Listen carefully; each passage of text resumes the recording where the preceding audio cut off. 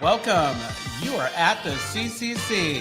Where there are no outside issues. Hi, my name's Bonnie Violet. I use she, her pronouns. I'm a trans femme, genderqueer, spiritual drag artist, digital chaplain, new resident to Boise, Idaho. Hey, my name's Anthony. I am a sixth-year doctoral student. I just finished having a delicious bag of trail mix, and I care about you. And I'm Lulu, and my pronouns are he and him. I am in recovery for crystal meth and alcohol, and I am always in search of balance.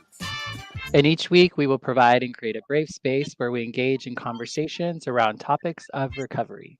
Yes, and our intention is to hold and inspire better spaces for people in recovery. But before by tackling topics sometimes used to separate us.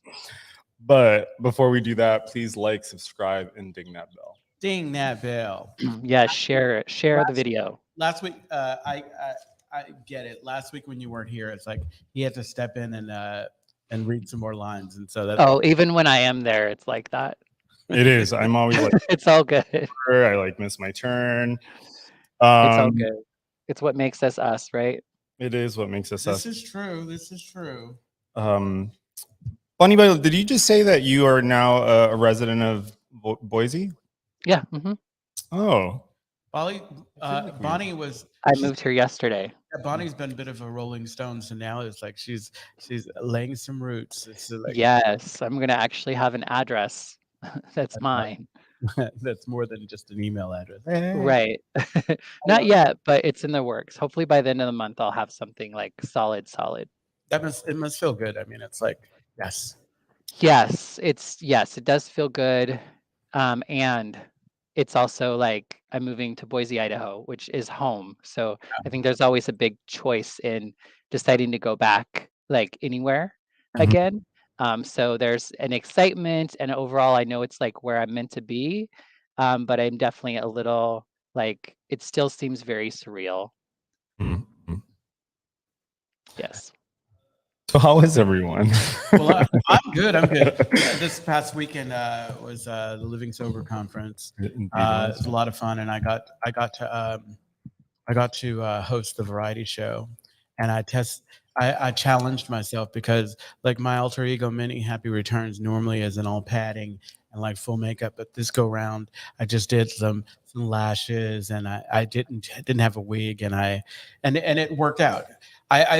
I mean, you looked great. Everybody like Phaedra, everybody knows, like, that drag persona, Minnie basically is me, but there's something about when you put on all of those extra things that it allows you to kind of become that person, and it gives you unspoken kind of courage. And so I put on the lashes, and it did everything I needed it to do. It was But just the lashes did that? You know what? Honestly, it's like okay, who am I kidding? I don't need any of that. I don't need any of that to activate the sassiness in me, and I had to make an amends to Anthony because he was sitting in the front row, and he was my foil for the whole time. You were an asshole. Just say it. I pretty much was. Yeah, it was amazing. It worked out though, I think, and I really appreciated that you put in a plug for the podcast. Oh, absolutely. How about you, Bonnie Violet? How are you? I'm much better. I was stuck with I was out because of COVID last week. It took me out pretty good. So it's nice to be feeling a little bit feeling better. I miss living sober, even though I was in San Francisco because I was still a little contagious. So yeah, I noticed you're gaining mobility in your face.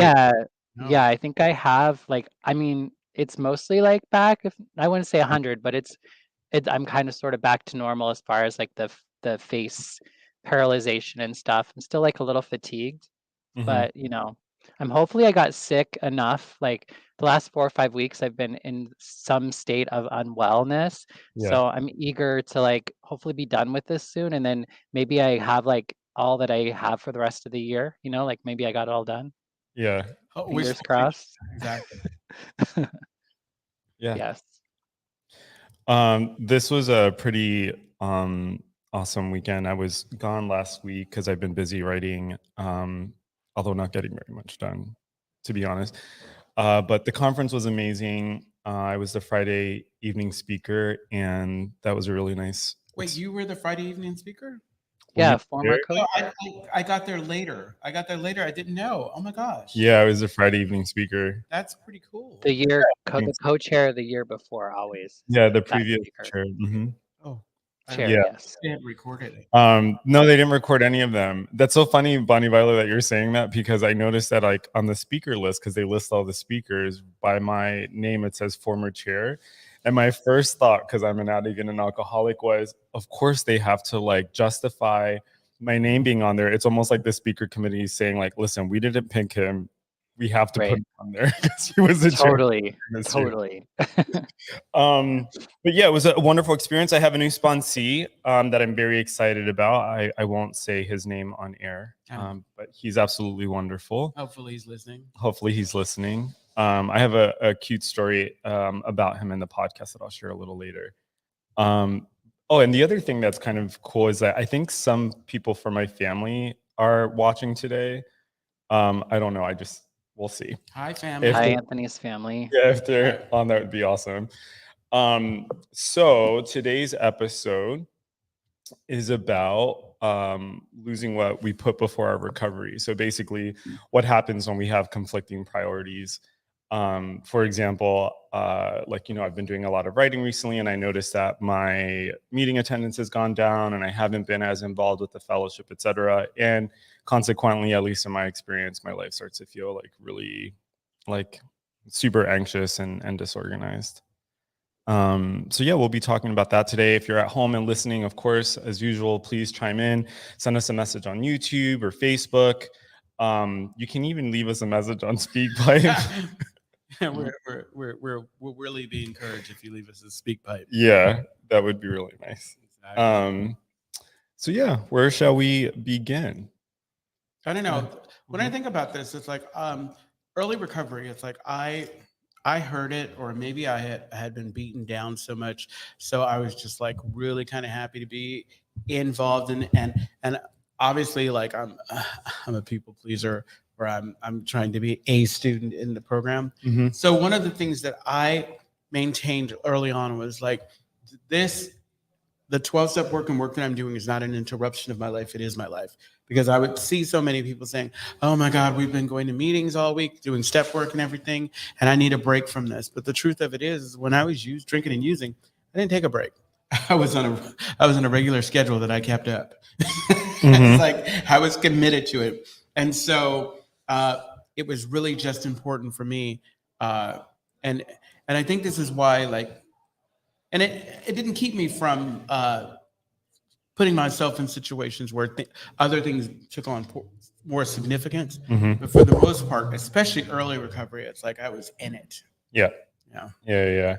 I mean, that's, I'm in the middle of that right now. Like I was saying earlier, I've been so consumed with my writing, and everything started to fall apart. And of course, like I feel fucking nuts. I've only recently kind of started to jump back in today. I feel like today feels like day one, because I went to a meeting this morning. I prayed, I meditated, I worked out, made myself some food, and it's just those simple things that keep me on track. I had a conversation with my therapist where I was saying that what's so kind of difficult about recovery, at least in the way that I was previously framing it, is that it takes effort to maintain.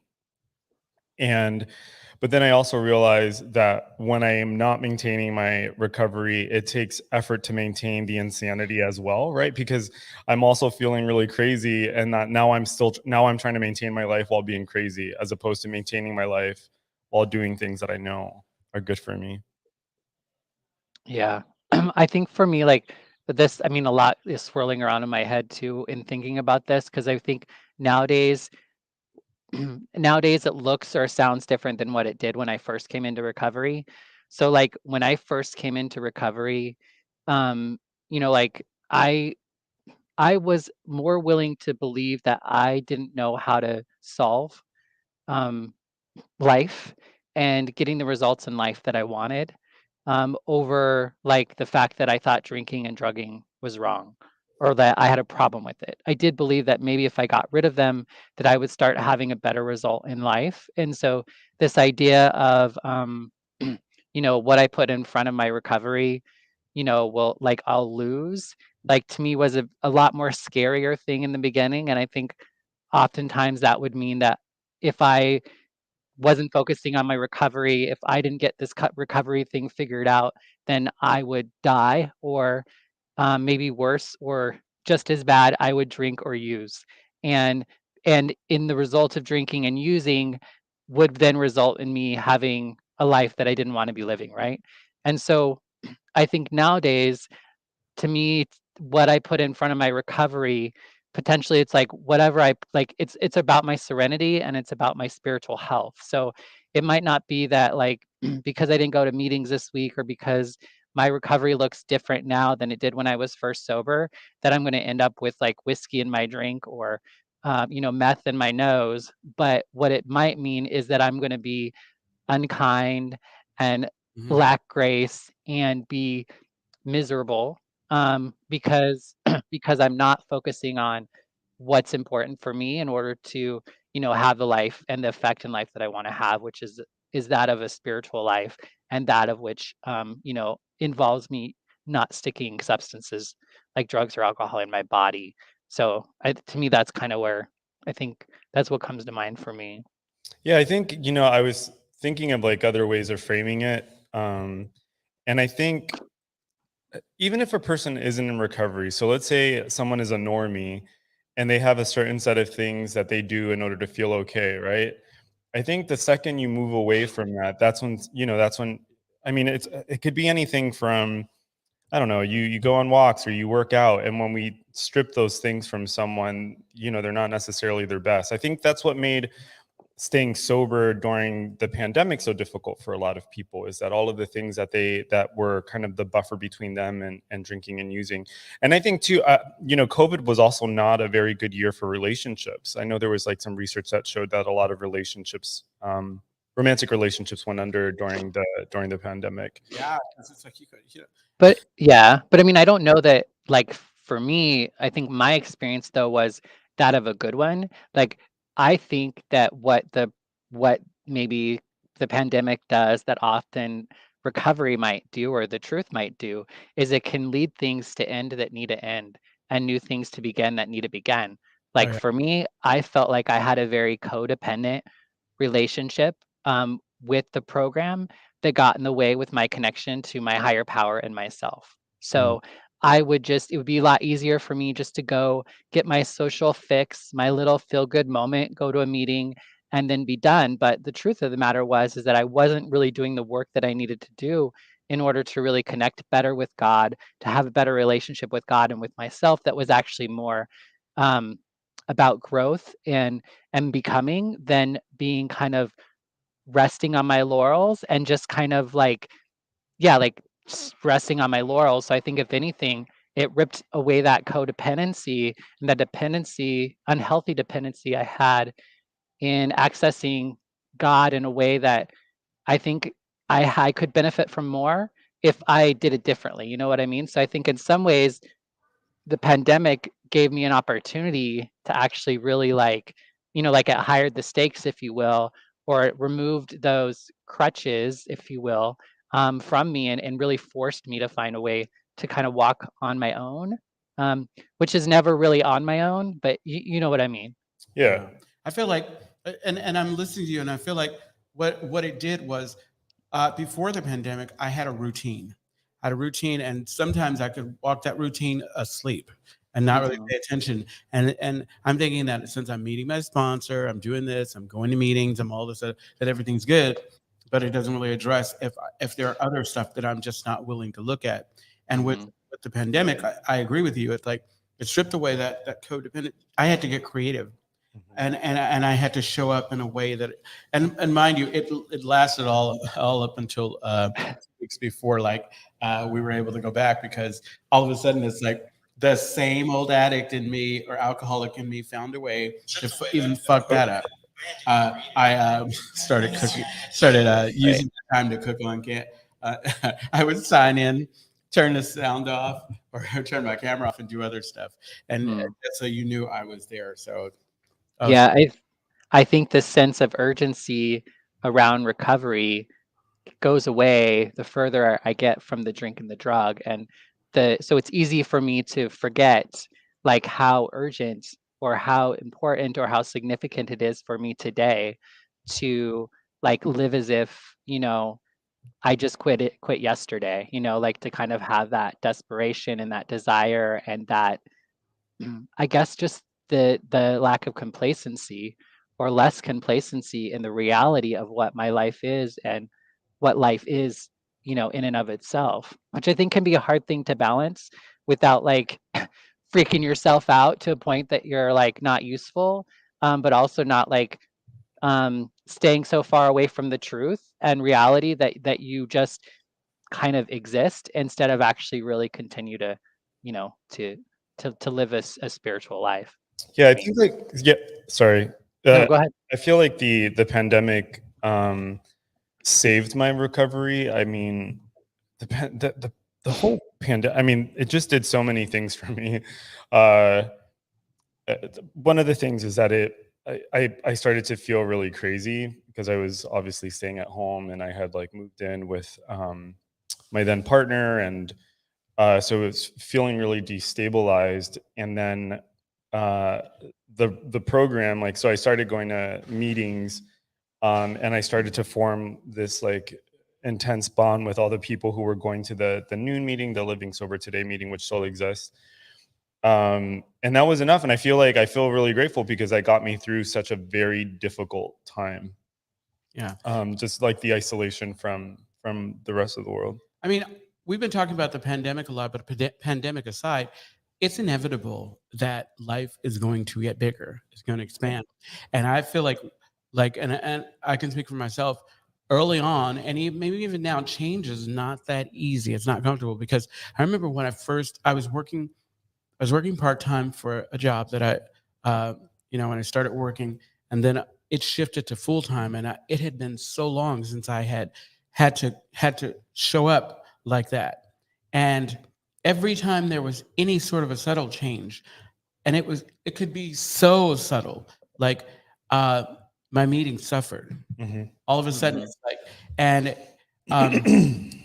yeah, because I think that like ideally my life is going to keep getting bigger because I'm going to keep I'm allowing myself to be open to new experiences and all those things.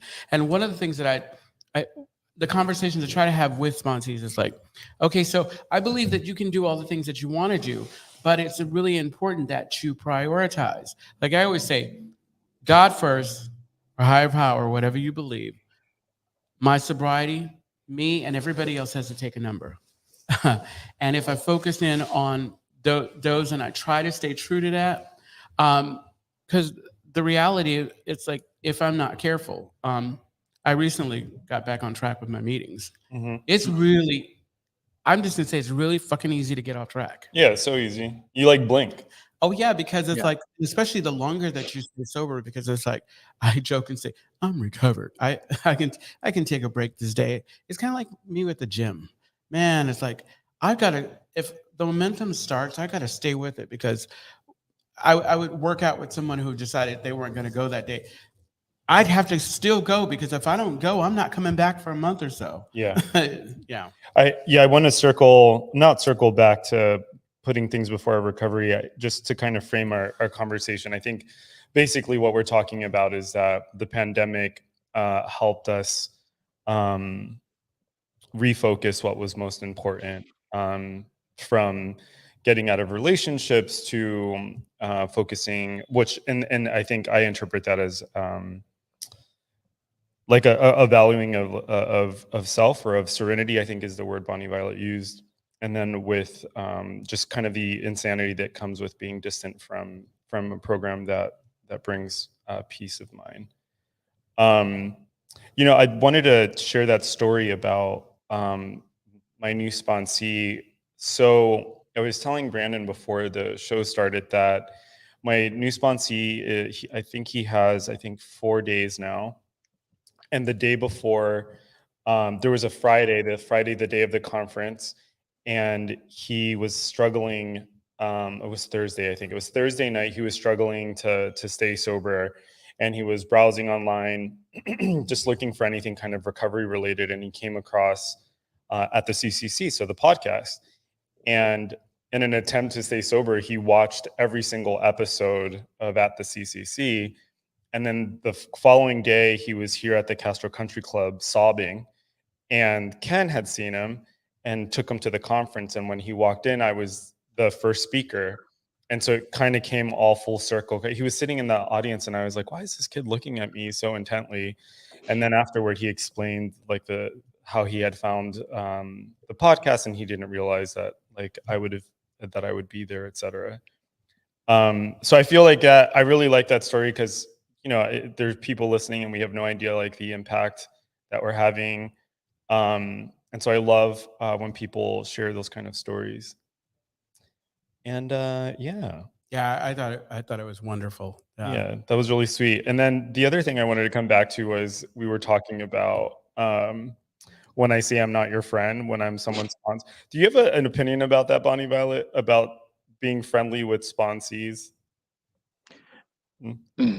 So, I mean, I think we all have lots of language that we use and lots of ways of describing relationships. I think one of the things that's always important is just to try to be clear in what a relationship is or isn't. I think especially with newcomers or anyone that you're in a new relationship with, and that can be really difficult to really do. Again, part of that is language, like I might say, yeah, you're my sponsor, you're not my friend, but to some people, an understanding of friendship might include a sponsor. I think typically, it's good to understand the differences from those, because I believe that it's important. And I think really early on in recovery, everything for me was very black and white, and it was really helpful that there was that sort of black and white um, delineation between things, and I think the gift of time, or the gift of being in recovery long enough, is that things begin to blur and things begin to have grayscale and different color scales, and that's a gift, but it also can create some problems, in not the right situations in the future. So I think it's really helpful in the beginning to have. I mean, it's always good to have boundaries, but I think in the beginning, clear boundaries are really strict and important. I know my first sponsor asked me if I thought he was attractive, and I was like, no. And I had no clue how important of a question that was. Yeah. Um, I and see. until later on, So I think sometimes, yes, I think it's important to say those sorts of things, but it's also probably important to say what that means. When I say I'm not a friend, I'm a sponsor, I'm this or that, which make it a little bit longer. But like, That's why I was reacting, because it's like all I heard was, I'm not your friend. Yeah. right. Yeah. And boundaries, like you said, boundaries are important, because I have this little spiel that I do. I'm not a therapist. I'm not your financial advisor. I'm not those things. We're just going to work the steps the way we work the steps. And I always tell them we're going to work. I think the sponsorship and this process is a journey in itself, because I'm not the same type of sponsor that I was when I first started sponsoring. Mm-hmm. I had fear and doubts about how I could show up for another person. And so I listened to, rightfully, folks who I had worked the steps with, and I kind of took what they gave. What I do now is I do an amalgamation of what I've gotten, not just from sponsors, but from other people. Mm-hmm. And I realized that, and this is why I say it's like we're only going to work together as long as we can, because I do believe there should be a certain amount of reverence, when you're working with someone, because I always joke and say I can smell blood. It's like if What? I smell fear. I fear. see. If you seem like you're uncertain or whatever, that's going to change the dynamic of, like, why would I listen to you? Why would I listen to you? Especially when I'm in that defiant stage and I'm looking for reasons, even though I don't know I'm looking for reasons for this shit not to work. Yeah. I'm looking for reasons for it not to work. And you just given me a great reason. So yeah, no. Yeah. For context, I think in the spirit of what we put before our recovery, we lose. I think in my experience, if if the friendship gets put before recovery, Absolutely. you know, then the relationship starts to get jeopardized. And I explained to my sponsee that it's a way of protecting his recovery and my recovery. You know, I think part of that too is, yeah, you know, in clinical spaces, it's like you don't hang out with your psychologist or your therapist, and there's a reason why you don't hang out with them, and that's because one, it can get blurry, and if you have a certain experience with the therapist, that could really disrupt your treatment. Right. I'm not, yeah, we, you know, as sponsors, we're not people's therapists, but you know, that also you also run the risk of, you know, hurting your sponsee. Oh yeah. By exposing them to like parts of you that they just don't need to experience, you know. Yeah. I think it helps keep the relationship focused. I really appreciate what you said, Bonnie Violet, about, you know, what's a gift is like the blurring of lines as you get some time, you know. But I do think there is a degree of reverence that I just, you know, I've been working with my current sponsor for, gosh, like well over 7 years. And I do have this like reverence, like I treat the relationship as sacred, you know, Yeah, like I don't think absolutely. we're homies. Yeah, no, Mhm. and it's good. I think that, yeah, that's the same way it is with my sponsor. It's like we do on occasion hang out, but but our relationship, it's funny because we'll go in and out of, and I think it's because we've been working together for a while. We'll go in and out of sponsor relationship, but I listen to it, I hear it, I can Yeah. accept it. Yeah. Well, and I think, you know, the closer, like, my friends know my humanity and I know theirs. And one of the things that was really difficult for me in the beginning of getting recovery was seeing that people who had time were human. Like their humanity, the Yeah. fucked up, the shitty things they sometimes say or do, like those are things that I could not Mhm. witness from a sponsor and still believe that that sponsor had something for me, right? Yes. And that was my own, like, that was my own lack of maturity. But you know, I could not handle seeing or hearing people who had any amount of time and hearing their humanity, because a lot of my recovery was like, I want to get sober so I can stop being an asshole, so I can like have integrity, so that I can be like perfect, which is not, you know, like, but that was like my goal, is like, I want to be a better person, so I'm getting sober. And if somebody has 20 years and they're still acting like an asshole, which we all do, you know, but there was a point in my recovery where I couldn't handle that. And so Some of us I do it. needed, Some of us do it better. you know Yeah. what I mean? And Yeah. I have the same sort of line though with friends who want me to sponsor them. It's like there's still, like you said, there's this separation. And over time, you might still have friendliness within your sponsorship or vice versa. But for me, it's like I'm going to talk to you a lot differently as a friend in recovery than I'm going to talk to you as a sponsor or sponsee in recovery, because of that level of reverence and or what it is that I'm reaching toward, you know, that I'm needing from you, or I'm needing to share with you in order for you to get into a better place.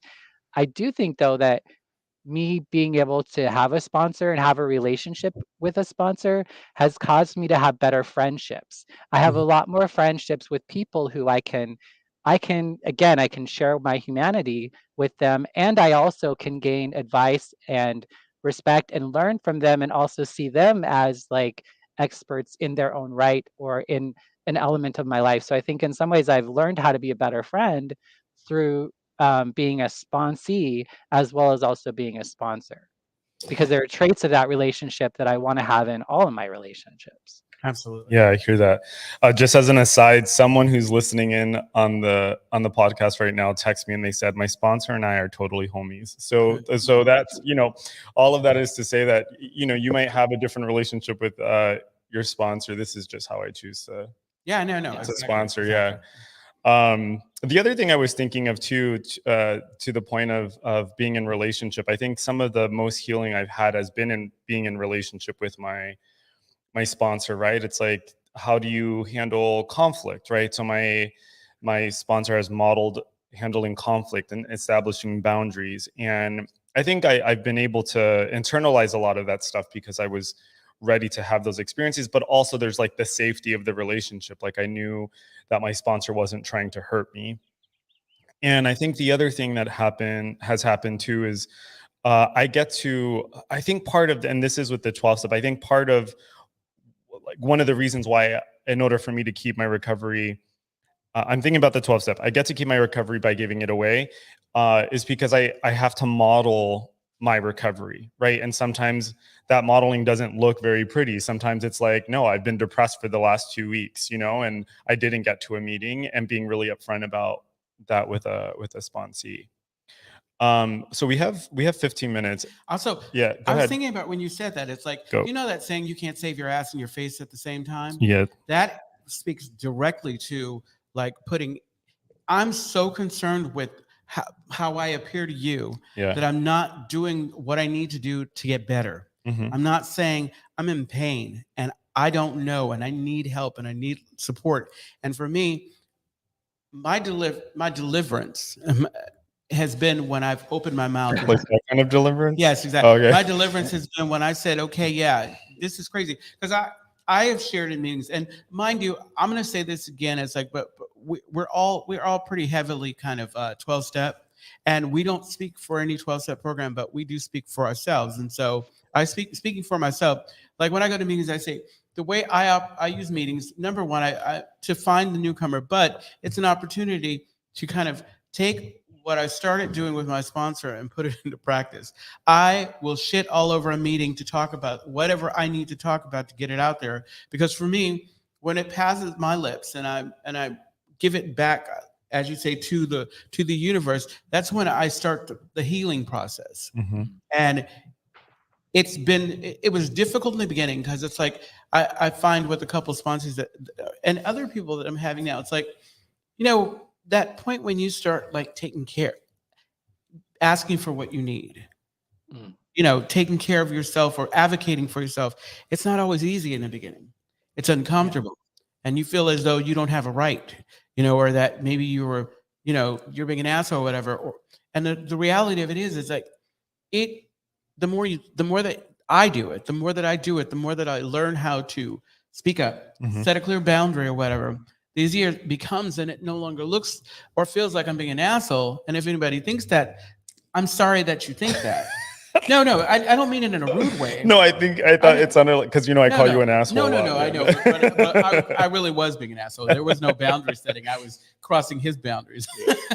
I was crossing in Anthony land. Anyway, but you know what I'm saying? It's like, it's one of those things where it's like, if I'm not able to speak up, and that's what I like about the podcast here, because we talk about, like, we want to have conversations and invite people to participate in a conversation, because it's not that you need to know everything or feel like you know everything, but be willing to participate in the conversation, to let go, to have a little courage to say, I'm going to talk about this thing, even if I may say something that doesn't jive well with someone else. I'm going to talk about it. Okay. Right. I'm going to stop. Anthony owes me big time. Right. Well, and like, just to kind of give a little bit more context, maybe we can talk about things like when they talk about losing what you put in front of your recovery, there are a lot of things that we begin to gain once we recover, right? So we might get jobs again, we might go to school, we might get degrees, we might fall in love, we might, fuck more, we might, like, all these sorts of things begin to kind of become a part of our life that maybe weren't in our lives in a way in which, drugs and alcohol could be in control. You know what? Like, they were the first things we went to. So, I mean, I think that's the big thing, that a lot of this whole thing is like to remain grateful, remain humble, and don't let where you come from or where you are now keep you from remembering where you came from and where you can get back to, Yeah, I was thinking about, have I talked about this before, about like my medication and how I got to a point where I was like, oh, maybe I don't need meds anymore. Did we talk about this? No, I don't. All right, so I told my psychiatrist, I was like, oh, I've been feeling really good, because finally we found something that worked, and I was saying, oh, I feel really good, and she says, well, Anthony, because I wanted to get off of them, and she goes, well, if you can go 6 months without an episode, then maybe we can start taking you off of them. And then it occurred to me, oh, the reason why I feel like I'm okay is because, like, we finally found like a combination that works. And so similarly, it's the same thing with AA. It's, like, I'll go to meetings, my routines are tight, and then I'll start feeling good, and I'm like, well, I guess I don't need to go Monday anymore. Exactly. Yeah, I don't need Monday anymore, or and then everything starts to slowly fall apart. The last thing I wanted to say is maybe not the last thing, but Of course not. not the last thing. I don't know. You need a hobby. That's what you need. You need a hobby. That's what you need. And one of the things my sponsor says all the time, and I repeat to my sponsees, is God is everything or nothing. Yes. You know, whatever God is to you. And and as I get more time in recovery, that becomes very serious to me. You know, when I wake up, if I think about all the things that I have in my life that are beautiful and wonderful, and I know where they come from, I feel compelled to turn to God. You know, I feel compelled to be in gratitude, and even in those moments when I'm not feeling so like about it. You know, there's this book. I'm not going to say the title of the book because I later learned that the guy who wrote it was like this like staunch homophobe. But there was this really beautiful line in the book where he talked about, like, you know, God wants to hear you when you're angry. You know, like God wants to hear if you're having issues with God. You know, if you want to, like, God can handle all of it. And sometimes I forget that that's available to me when I'm so consumed with all the gifts and the blessings. Right. Um, Well, and I think one of the like the litmus tests, if you will, as far as like, am I like putting something before my recovery, you know, that I could stand to lose? I mean, I think part of that is just like, I know sometimes we can get into this like recovery or 12 step or what it means to do this, that, or the other, but it's like, am I living from a place of healing or a place of being healed or a place of like being in recovery, or am I living as if I'm not recovered? Am I caught up in my, you know, have I lost sight? Which for me has always been like the biggest. I mean, again, that's what got me in the program. Was like I wasn't getting the results that I wanted, and I felt like drugs and alcohol were distracting me. And mhm. again, it's like sometimes I just have to check in my life and say, are there things that are distracting me from like my higher purpose or my higher self or even just my higher intent? Like, am I actually accomplishing and being what it is that I say I am? And if I'm not, what is taking me from that? And to me, that can be a lot of things that can be pulling me from my recovery. Mm. Anka, I always think I don't know how to say their name. Anka says, I have over 3 decades of sobriety. I still get overwhelmed with life stuff. I sometimes censor myself in meetings because I feel like I should be a good example or put trips on myself. I should have it together, which is totally far from the truth. I don't know how this fits in, but there it is. It's exactly what we're talking about. Yeah, I It's hear like it. It's like if you when you if put ego before recovery. exactly if the Mhm. spirit moves you, especially with the talking, if the spirit moves you, I think we don't know what is going to be an example to someone else. It's Hmm. like, as much as I think, like, whenever I am all passionate and I'm all this, I'm going to say this, and like when I'm sharing or whatever, I'm going to say this, because it's going to connect. It might just be that I said my name and showed up, that Yeah, somebody connects with, and they didn't hear anything else I had to say. yeah. Yeah. Sometimes what I'm most impacted by is not what a speaker is saying, but how they're saying it or how they're showing up. You know, like I've sat through shares that are just so fucking boring, but Mm, I've gotten a lot from the share because the person just seems so comfortable.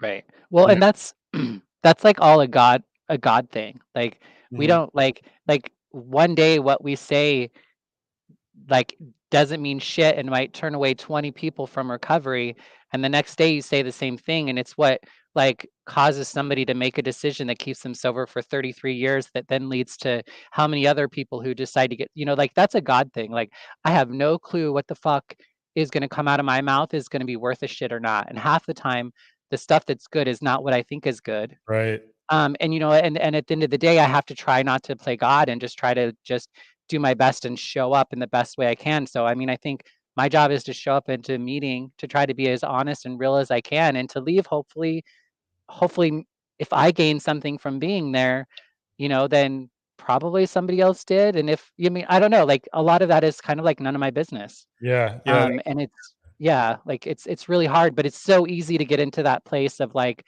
oh, but I want to represent being recovered well, or like it can come from a very earnest and good place. And I think sometimes it probably is appropriate to be like, I might not be representing the program really well today at this newcomer meeting. So maybe I shouldn't say what I think I need to say and talk to my sponsor about it. And other days I might need to like lose my shit and just not be cute. Like who knows? Have you noticed that Bonnie is on fire today? I think She that is.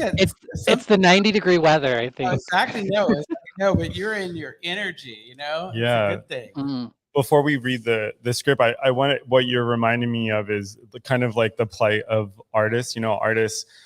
Writers will write and art, you might have painters, and once they create that art and they give it to the world, like the world's going to do whatever they want with it, and recovery is a lot like that. If you're working a program and you show up the way you show up, I like the thing that you were telling me for like all of last year, which is, if you need to go and complain about something, that maybe that is your art, that is your recovery, and how the world responds to it is. And trust God to fix that up. Like, you ain't that powerful that you're gonna go act like an asshole, that you're gonna like ruin what God, what I mean, what God could do in somebody's life. Like Exactly. that's like it's hard, but sometimes it's helpful to frame it that way. So you're like, oh shit, I don't think that. Like, I don't think I'm that powerful, and yet I act as if I am sometimes. Yes. No, absolutely. Did you want to? No. I was going to say that, if you want to get in touch with Lulu, you can always reach me at the Instagram at LouieLou86. I got some new pictures up there from the conference and some other stuff. Yeah, it's cool. Awesome. And you can reach me, Bonnie Violet, at A Queer Chaplain on all the things, or at aqueerchaplain.org. And you can find me on Instagram at alucasccc. On Instagram. I tagged you on something today. Did you see it? No, I didn't. Huh. Yeah. That's funny how that works. Exactly. So the Castro Country Club is a together sobering place for all people in a home for the queer recovery. We're located in the heart of the Castro district of San Francisco, and we endeavored to be a place where others can seek wisdom, serenity, courage, and joy. And you will find more information at our website, castrocountryclub.org/podcast. I see what you tagged me in. Right. Still, right. Totally. Just what it was. We are here every what day is it? Tuesday at 4 p.m. Pacific Standard Time. So that's 4 p.m. if you're in California. If you're in Idaho, it's 5 p.m. here, or wherever you are, look it up. But we're here every week. You can listen to us live on Facebook or YouTube at the Castro Country Club, or listen to us wherever you listen to podcasts at the CCC. Absolutely. And that speak pipe thing. Can you put yes. Oh, was that? I felt like I was going out of order, huh? Message. Well, we always do that, and Brandon's just so good about like putting up the right thing. But you can leave us a voicemail message at www.speakpipe.com at the CCC, and we might play it on one of our episodes. I mean, it's like I know. I was having envy. I was listening to Laganja Strange's podcast, and they played like 5 or 6 messages they got from their listeners. I was like, people do actually call and leave voicemails. Well, let's not compare ourselves to a popular RuPaul's Drag Race. I'm not comparing. I'm excited. Like, I'm excited at the opportunity to hear from folks in another way. That's all. Please make us excited. Make us happy. So I just got a really sweet message from someone in my family who is listening in. Can I read it? Yes. So he said, I love what you're doing and helping out whoever is watching or comes across it. I love to hear and know you're fighting for yourself also. I love you. Keep being you, Tony. Oh, that's sweet. That is so sweet. Thanks, Jacob. If any of my family's watching, why haven't I received any messages? I know, right? All right. So that's it. We've got 1 minute. I can do the ASMR stuff again. Weren't you supposed to have people like email us or something, Anthony? Like, didn't you have some? They sent me text messages. Oh, yeah. So you can email us at podcast@castrocountryclub.org. Isn't there something else you say? Yeah. That's it. I say podcast. I say speak pipe. I say, and I really like you. And I care about you.